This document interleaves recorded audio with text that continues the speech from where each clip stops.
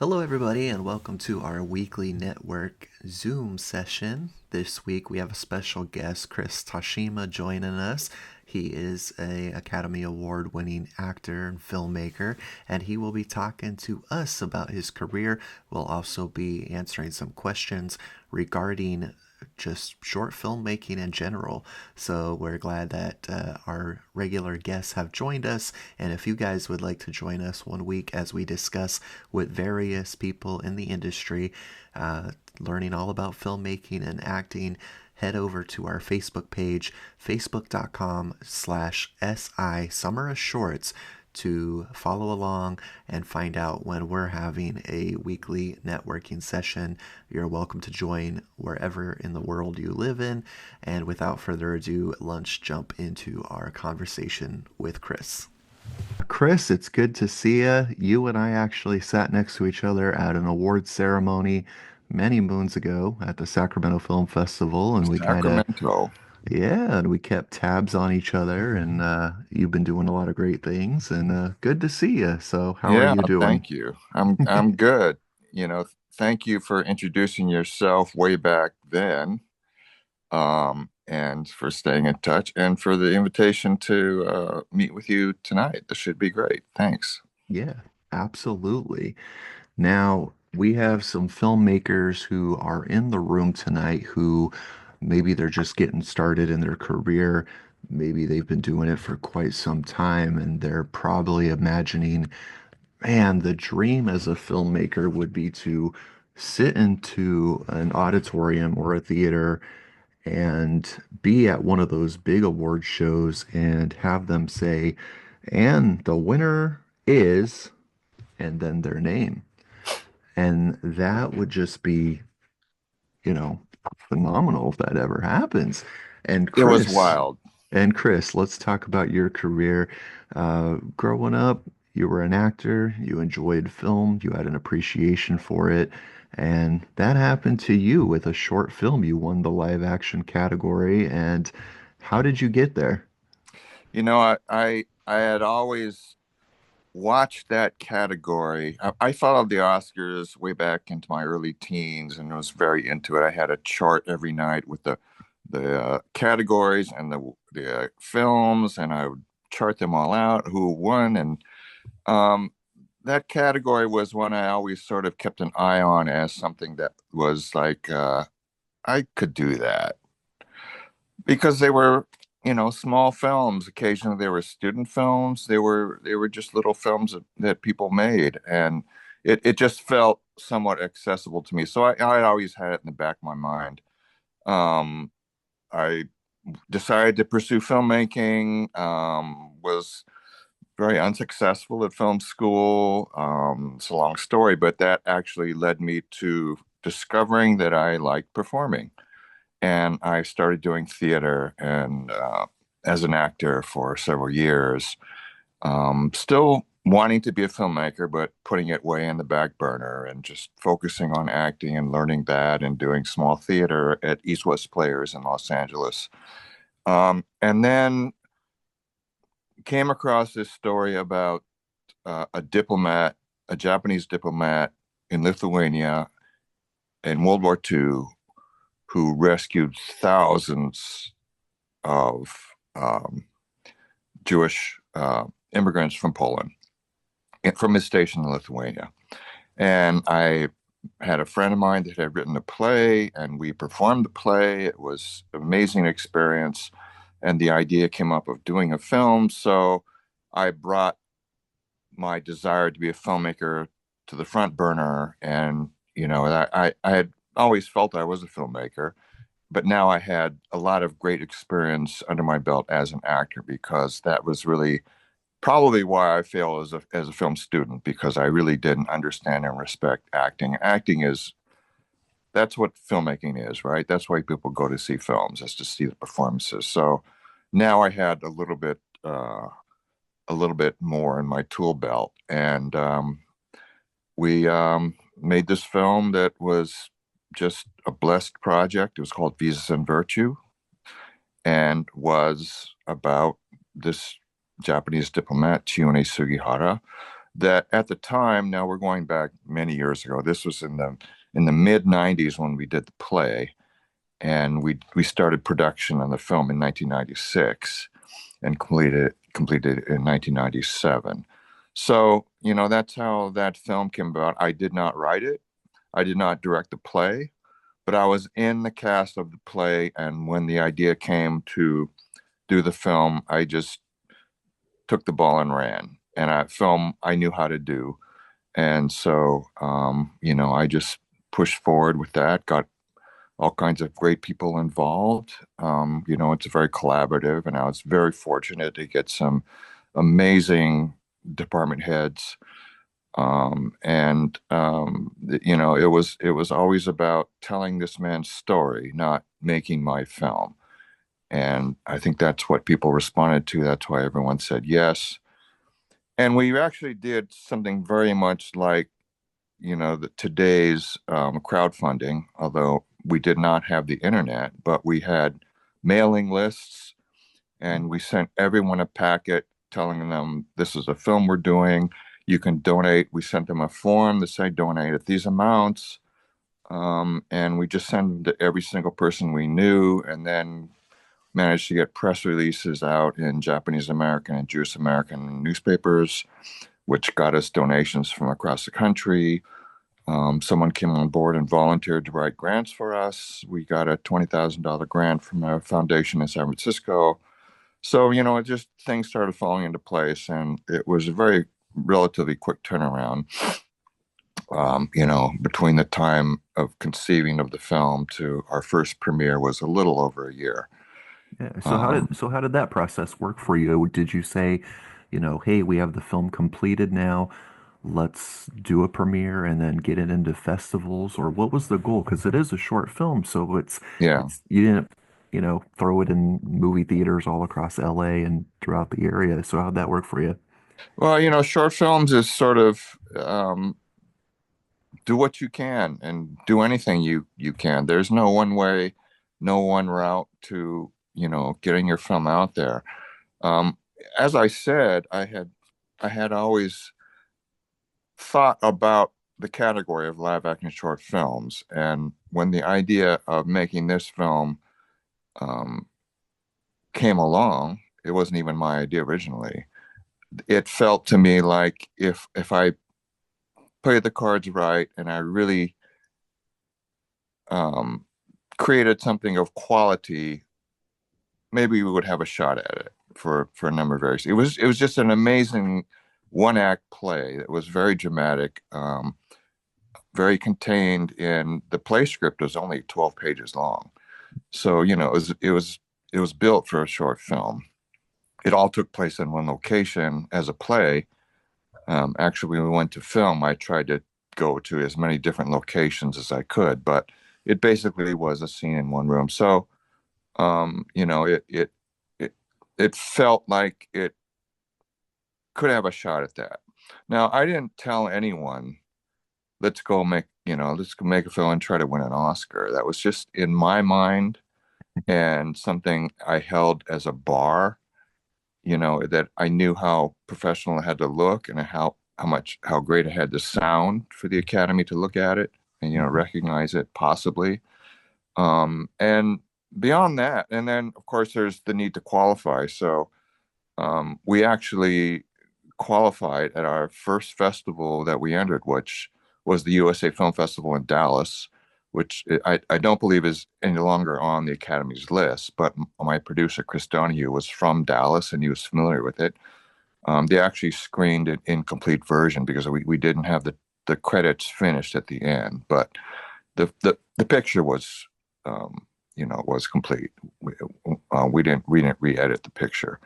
Right. And we also scheduled to uh, four-wall it in Los Angeles at an indie theater, the Lemley Theaters in Los Angeles. Now, um, in terms of qualifying, I highly recommend four-walling your film above going after the festival route, because that is it's such a crapshoot, and you can submit to dozens and dozens and dozens of festivals before, and nothing could happen. Right. Whereas if you four wall, you're done. And it's really not as difficult as it sounds. And it's just a matter of contacting an indie theater in one of the major cities that, the Academy has. I think there's 6 cities that are qualifying cities, and proposing, a short film, and they will, rent you the space for, now I think it requires one show a day for a week. Perhaps it'll be a morning slot for them, which means they're not giving up any bookings. It's a chance of them to make money on concessions. And usually you'll pay the rent and you'll keep the box office. Now, if you handle things right, you can actually make some money on that. It's not like you just paying to get qualified. It's a public run, and we made money on all of our runs because we had this following, because we did this fundraising as we did. So crowdfunding today, you build a natural audience for when the film is released. Everyone's dying to see it. Right. So, it's sort of just playing logical steps along the way as to what should we do next. Right. Um, and it's always comes down to, well, what's best for your film? What's best for what you want to do? You should make a film because you have an idea for a story that you've got to put on film, not Mhm. because you want to win an Oscar, because you have this film that you have to make. So as Right. a filmmaker, that's what you do.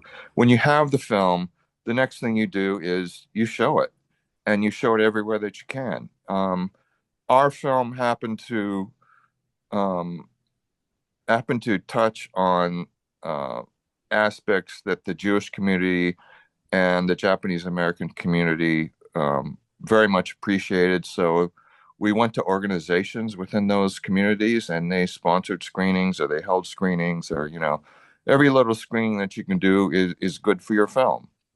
So we showed it as many places that we could. The runs that were so popular. We did it at the Lumley Theater here in Los Angeles. That was so popular. We had a return engagement and made more money. So it's not always a losing effort, but regardless, I think I think your guiding light should be what is the best thing for your film now? Where is the best place to show it? Who's your audience? How can you get to that audience and share it with them? It Right. shouldn't always be to make money. And I know, as filmmakers, that's not what you're really taught. But, let's face it, short films are not money makers. They're there for other reasons, really, Mhm. seriously. They're there either to launch your feature project, to help you as a director, to tell a short story, to send a message of some kind, about a certain cause, or just to tell a great little story that you can show at festivals, and that will take you to other places. I think. So, Yeah. I And going that's back to, so if there's a filmmaker that's in this room and, they're like, Chris, I got a great film. It won a few awards at festivals. It's got a great cast. I put my mom in the movie. I didn't put any SAG actors, but it's got great soundtrack. It's got, all the elements of independent filmmaking. And now they're like, do I go and invest and just look for those Oscar or Academy Award qualifying film festivals? Would that be your advice? Or do they need a SAG actor or do they need a well-known, say, a B-list actor in their movie in order for them to even get recognized? well, I think performance is the most important thing in your film. I would say even more than the script, because an amazing performance can take a mediocre script and make it a watchable film.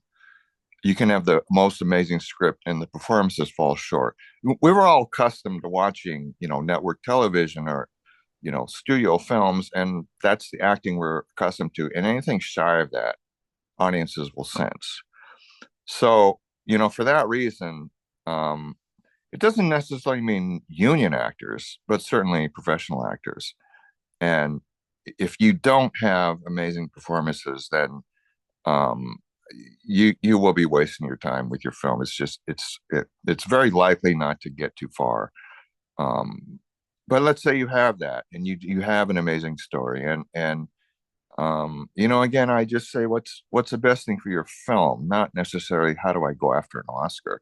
If the Oscar was meant to be, it'll happen because you're showing your film. Right. It's not something that you can create, really. I mean, in terms of for your film, it either it will happen or it won't. I mean, of course, there's things you can do to help it, but it's really it's in the car. It's in the cards of your film. It's been dealt. It's like the Right. film, the audience will respond to it or they won't. Yeah. And That Academy members are audience, and they will respond to it or they won't. It's not necessarily swayed by a lot of PR or advertising or any of that, in my opinion. Now, again, there's lots of different cases and lots of different ways to handle this. And when you get down to the nitty gritty, if you have amazing publicists and you're competing with an equal film, that might give you a leg up. But I mean, that's down the line. And let's say once you've made a short list or your nominee or something like that, and that's to most filmmakers, enter into festivals where you think you'll do well. Festivals are great. You should show them there to show the film and to meet people. Meeting people is the most important thing I think you get out of festivals, because every great film project can be traced back to people meeting and having a first conversation. And you never know when that is or who that is. And you increase your odds by the more people you meet. yeah, You and I met at a festival. I wouldn't be sitting here with you talking if, like I yeah, said, you hadn't introduced yourself. So right. meet You as just many never people as know. you can. Use the film to do that and to show off, your cast and what you do.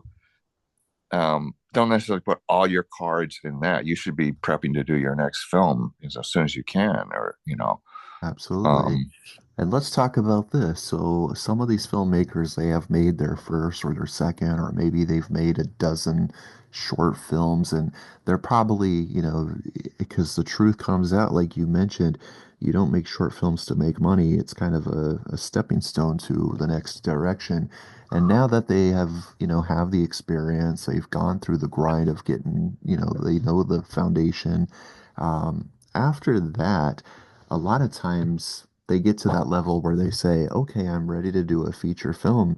And if they do accomplish a feature length film, they don't want to go backwards. So they're going to say, and a lot of times, Chris, you run into actors who say, oh, short films, I'm not going to do a short film. I've already graduated from that. I'm just going to look for, if I'm an actor, I'm looking for roles that are TV shows or feature films. I'm not going backwards. I'm not doing a student film.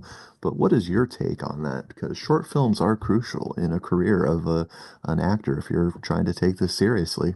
yeah, yeah.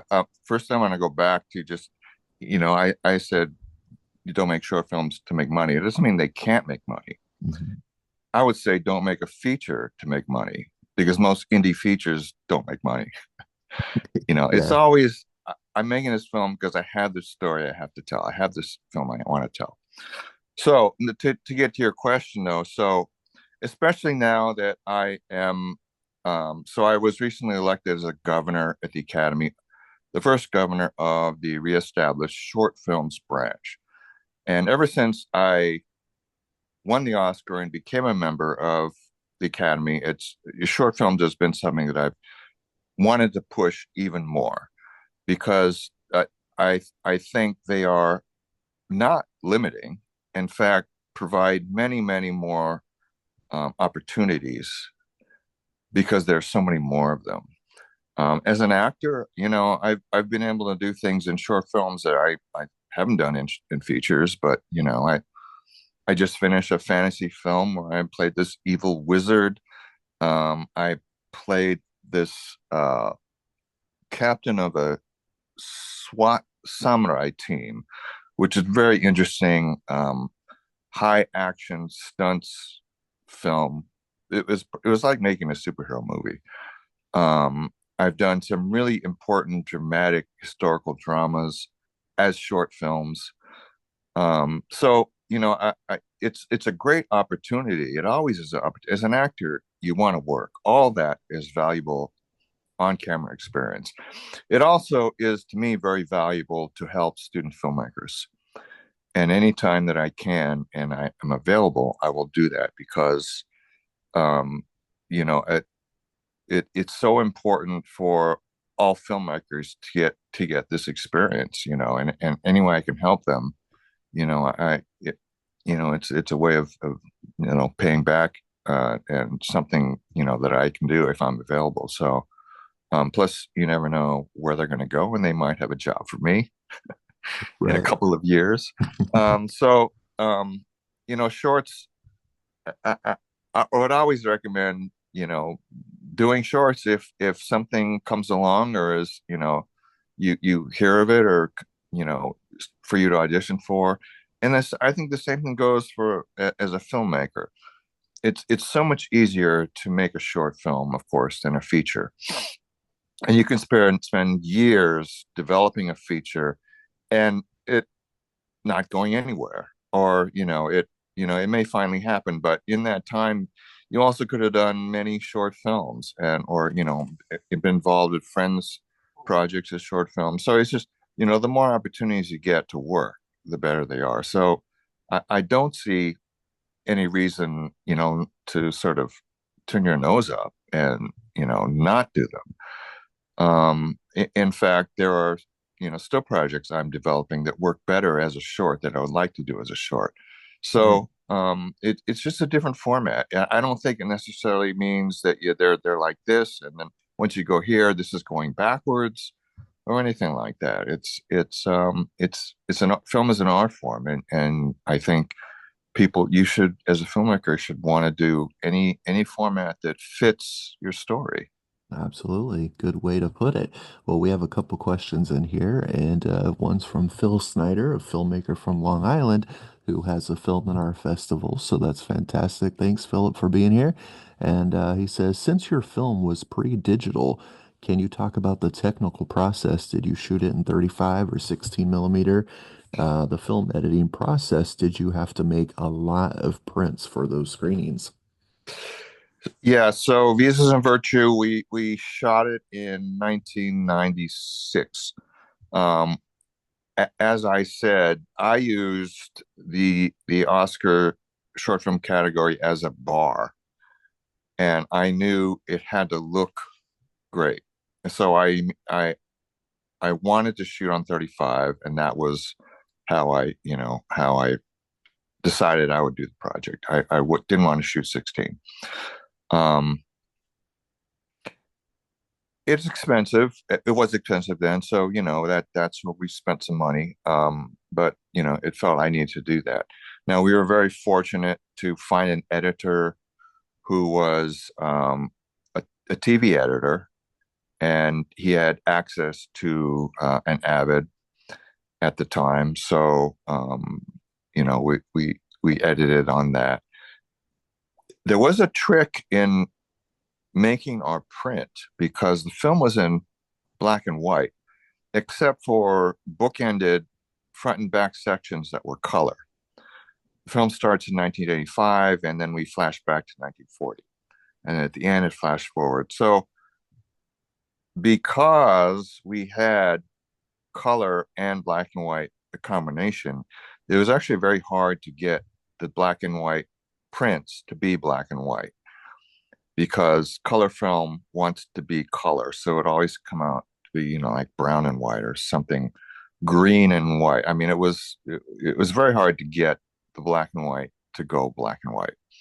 Of course, it's easy now; it's digital. So that was an interesting challenge. I got Hiro Narita, a seasoned veteran back then, to shoot the film, and it was interesting because he actually had never shot black and white film. He had shot black and white stills, but this was his first project to do black and white film. So he had a sort of a fun time to do that, a little bit of a playground for him to be in that he hadn't been in, even though he was a 20-year veteran at the time. Hmm. We did end up making quite a few prints. I want to say at least a dozen, which is a lot for a short film, especially on 35. Most people don't have the luxury of doing that.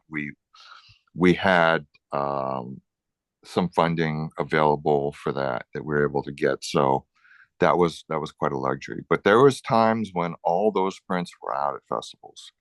In fact, I would have one festival, rather than ship it back to me, just forward it to the next festival. So Right. it was required at that time. So that's the tales of back in the analog days.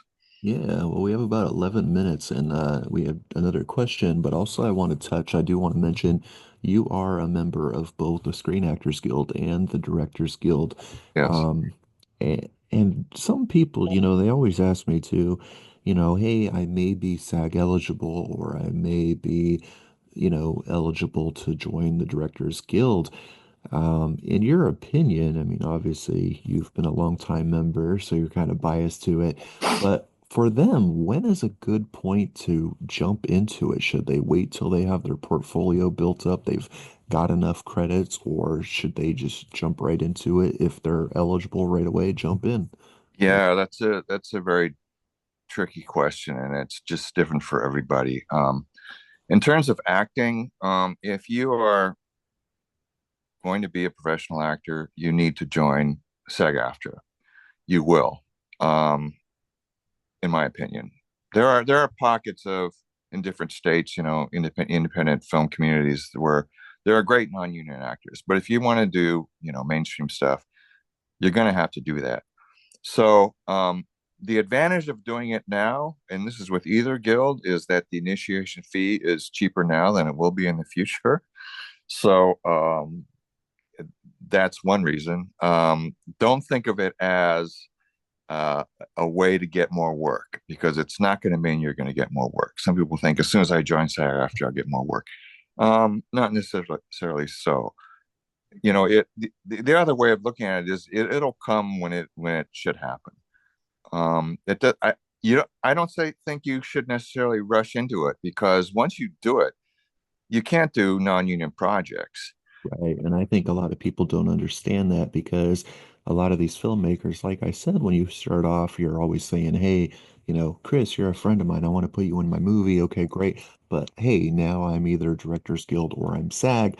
We got to double check how much is in your budget. We can't work together because it's not in the budget, or I'm union, you're not. So there's a lot of things that, a lot of people need to really seriously consider.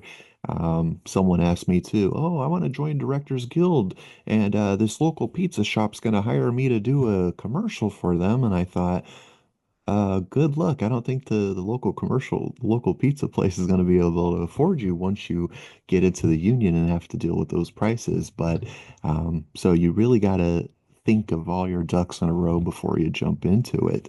You have to Uh, be willing to walk away from work, if right. when you go union, and don't consider a financial core.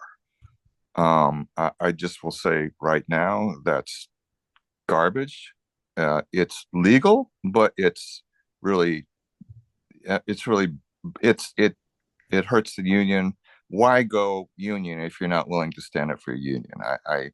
I completely, am against anyone going financial core. If you have to do it, for that reason, you shouldn't have joined in the first place. Um, so I don't consider that an option. Now, in terms of Directors Guild, and this is somewhat true with SAG-AFTRA also, but there's so many resources available for union members. There are seminars and screenings and Q&As and so many things to attend that are all now virtual, so you don't even have to be in Los Angeles. It's like a professional university.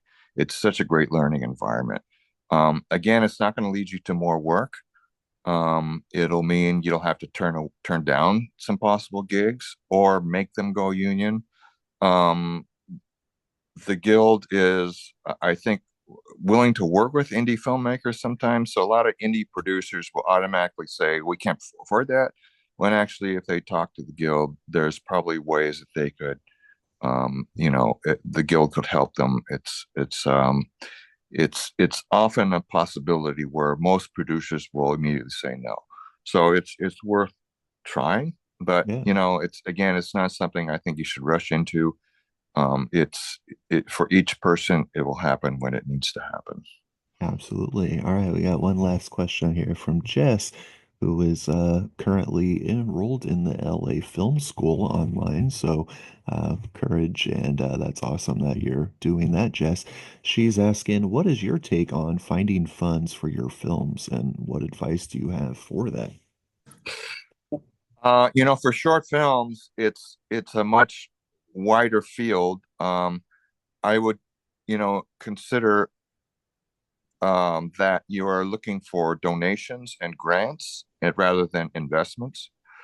Because again, honestly, people are not likely to get their money back. So telling them it's an investment I think, is a little bit disingenuous. But for that reason, there are a lot of grants available. Now, there are more available for documentaries and nonfiction projects, but there are some for either fiction or nonfiction. Um, and there are certainly, the donation route. And it's another reason why I think shorts are doable because the budget is so much smaller. And it's you can shoot something over a weekend or over a 1 week period, 5 days. You're not asking people to commit to 4 weeks or whatever. So raising the money is something that I think is completely doable. You got to find out, and you should know this when you write the project, but who's your audience? And are there, like I said earlier, organizations or community groups that would want to get behind you, um, and the message that your film is sending? And they will often kick in-kind donations, a huge resource of people because they have their membership. So, go after every, leave no stone unturned because it's really a matter. You got to just be able to ask everyone. Right, right. And to plug you away, have you been doing any recent projects? I'm not uh, shooting my own stuff, or I have a couple of feature projects that I would say in development, but they're a little far away because I need to figure out some financing for them. And in the meantime, I've been doing acting in a lot of short films.